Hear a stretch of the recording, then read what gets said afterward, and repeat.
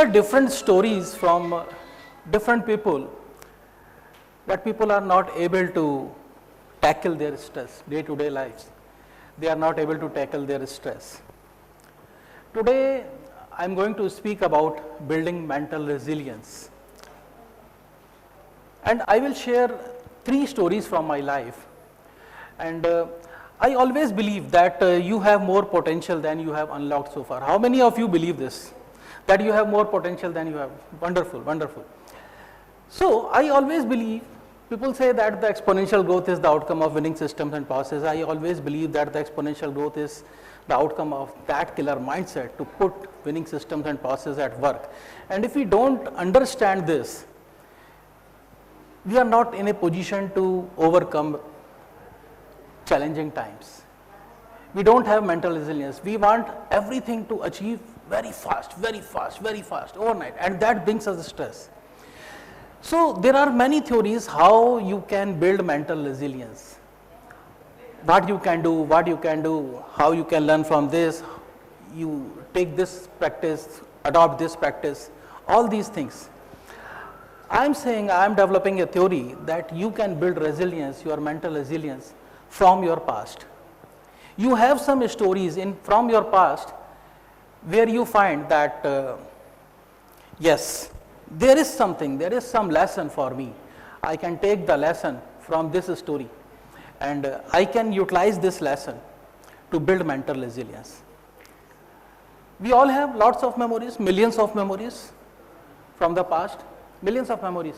So I say that I call this a reference point, right?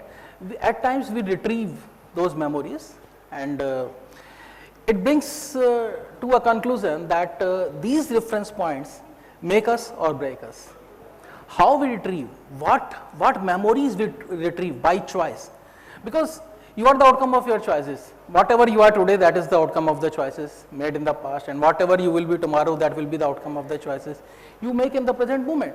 So it is up to you what memories you retrieve, what reference points you retrieve by choice, right?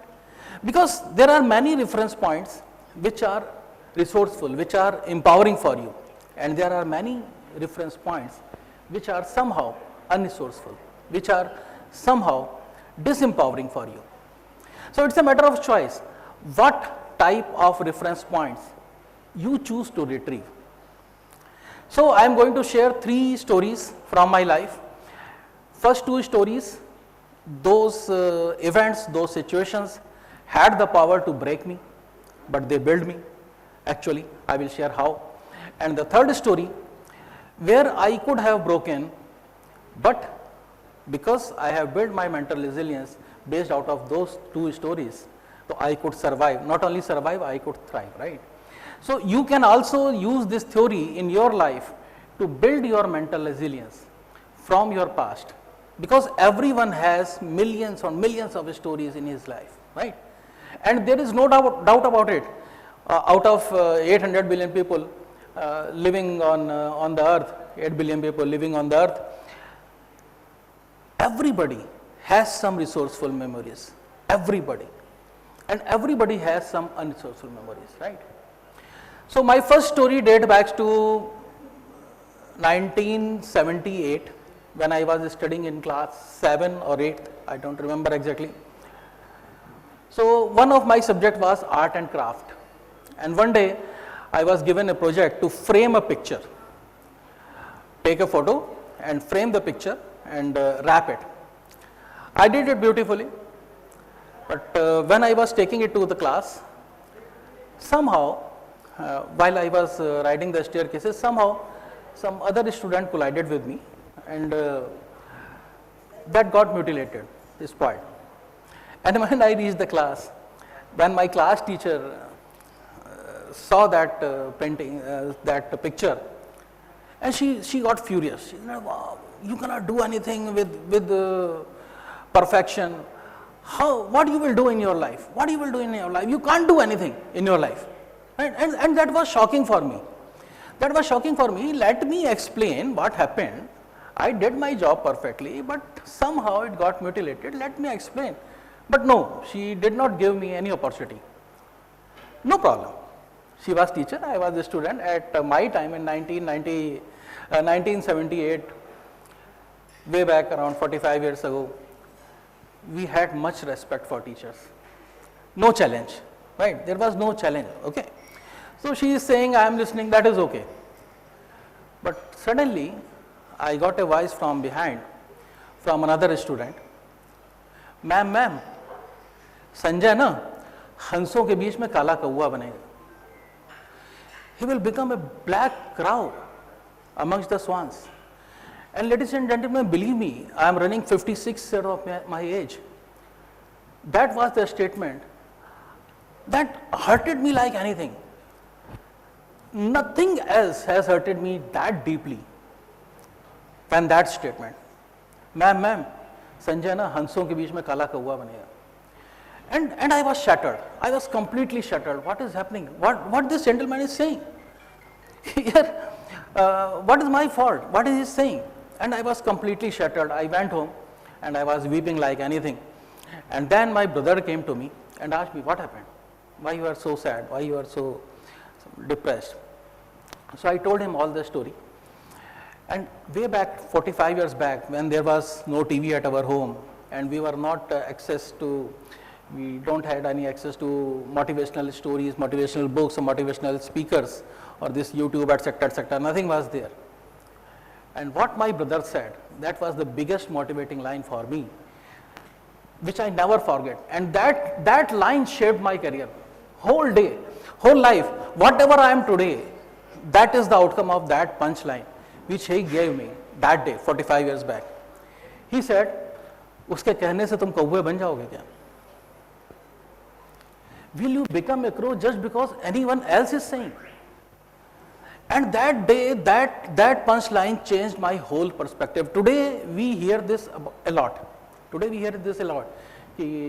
other people are saying of you is none of your business, or etc., etc., etc. We have heard a lot. But 45 years back, that one line changed my perspective. And then I decided, whatever I will do in my life, there will be sheer quality. No compromise on quality. So I took some lessons. I took a lesson that do whatever best you can do in particular situation. What is not in your hand, no issues. What is in your hands in a particular situation, do that. And second lesson, never compromise on quality. And that was the guiding principle for me for further life. And I kept on doing my studies went well, and then I joined the Custom and Central Excise Department, Ministry of Finance, Government of India, where I served for more than 25 years. And I was getting recognized, I was delivering quality. In government, we all know, there are very less recognitions, very less awards and rewards. But honestly, I am telling you, I don't know the number of awards and rewards I have received, only service book knows, right? So in 2006, my second story comes way back to 2006. I was working well in my department, and there were many recognitions, many awards, all these things. And I was a blue-eyed officer of my officers. One fine morning, I got a quote. I came across a quote from a great motivational speaker, Zig Ziglar. I believe everybody has heard his name, Zig Ziglar. And that was a very famous quote.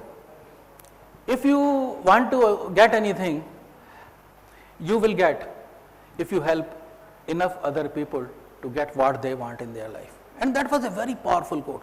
And that quote gave me a sleepless night. You must be wondering, why sleepless night? It is a motivating quote, right? So what is the reason of going into depression? Why sleepless night? Because I asked myself, man, what you are doing? What you are doing?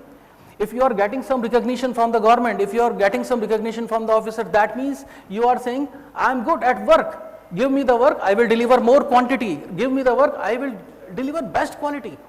That's it. What you are doing for the benefit of others, how you are helping others, right? And that day, full night, I was unable to sleep. And that was the second reference point. In the morning, I got something. And that again, that second story again made me, which could have broken me, you are not doing anything. And I found that I can also do something to help people grow in their personal and professional life. But another question, what can you do? You are simple postgraduate, no degree, nothing, no backing. How can you help others? So I found that I have some skills in time management, in goals, in belief system. I have studied, I used to study a lot since childhood, and I used to wonder what is the difference between highly successful people and mediocre people. And there are many things for success. Honesty is required, honesty, integrity, sincerity, punctuality, hard work, many things. So during my research, I identified 3 things on which you cannot afford to be 99%. And for the sake of remembering easily those 3 things, I created an acronym, and that acronym is GOPTA, G-O-P-T-A, Goals Oriented, Positive Thinking and Actions. And I have my own definitions of all these 3 things. I will share in short in half minute. If you are goals oriented, your every thought, every action, every time utilization pattern is towards achieving your goals. And every moment you start asking a question to yourself, whatever I am doing right now, whether it is most appropriate usage of my time or not. If you possess positive thinking, you don't allow anybody else to tell you what you are capable of doing, what you are not capable of doing. You protect your self-image. You don't allow anybody else to tell you that you will become a crow. Right? You protect your self-image. And if you take actions upon yourself, right, in 5 distinct areas. Goals-oriented skills, goals-oriented habits, goals-oriented values and belief system, goals-oriented relationships nurturings, and goals-oriented time utilization patterns. You work upon yourself in 5 distinct areas. And when I was researching and I was creating this GOPTA framework, this gave me the power to decide to call it a day with my job with Ministry of Finance, Government of India. And I took a courageous decision to take voluntary retirement at the age of less than 50, right? When I took this decision to call it a day, to help people grow in their personal and professional life. Now, again, some lessons. Do your best, come what may. In whatever situation, do your best, come what may. This was my lesson from this story. Shift from what you don't want to what you want. Earlier, I was moving from I don't want to become a crow. Now, my focus was shifted. What can I do so that I can also be looked upon as a swan? Right? That statement from 1978 was there in back of my mind, right?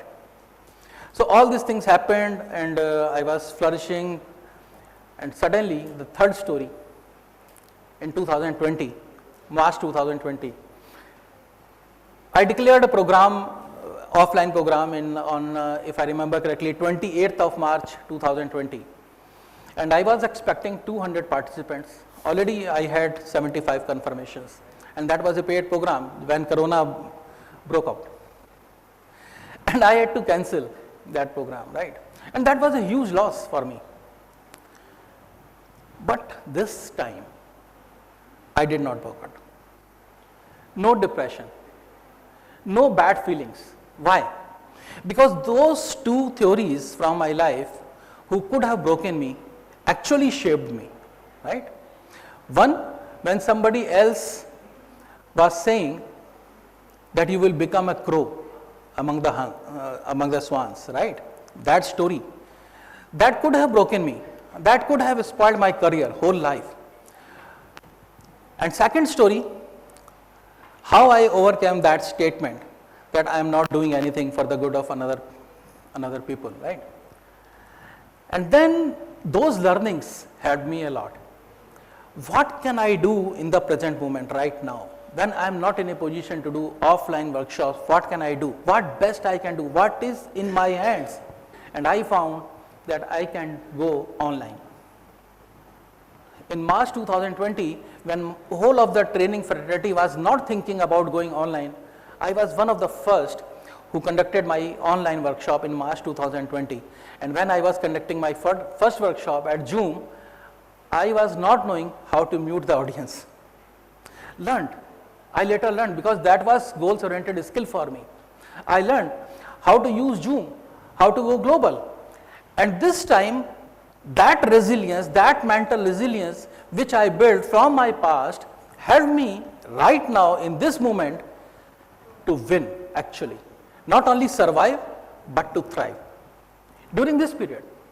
Can you believe it? When in the last 2 years, people are beating their trumpet that Corona spoiled their career, Corona this, and pandemic this, and my career is spoiled, or how can I do? I have no energy. I love audience. I love offline people. I went global. I addressed to the participants of more than 40 countries. Last year, I organized International NLP Conference for Business Excellence, which was first of its kind in the world, where 28 top-notch NLP trainers from 11 countries addressed to the participants of 37 countries, how they can unlock their business excellence. I am going to organize another conference, NLP in Education, in July 2023, where we will be collaborating with global universities and educational institutes to showcase how NLP is beneficial for teachers and students. So how this opportunity was built? Because that mental resilience was built from the past. So friends, I invite your attention to go back to your past and remember, because I will repeat it again, because you are the outcome of the choices. Whatever you are today, that is the outcome of the choices made in the past. And whatever you will be tomorrow, that will be the outcome of the choices you make in the present moment. I will repeat, it is not the situation which makes you or breaks you, it is your response mechanism, it is your internal representation system, how you handle the situation, how you take the pressure, how you overcome the adversities, that makes you or breaks you. So introspect your life, take the resourceful reference points, take the lessons and believe in yourself that I have certain reference points from my own life. I don't have to look outside. I have some resourceful reference points from my own life which can build a mental resilience for me, right? Ladies and gentlemen, I have taken my decision. I am helping people to unlock their true excellence. It's time, because a country is made of the combined strength of its citizens. Everybody, all of us are individual unit of this society, of this country. As individual unit, you have all the right to build your mental resilience and not only survive, but thrive, even during challenging times. So I wish you all good luck, unlock your true potential, not only survive, but thrive. Enjoy your life. Thank you.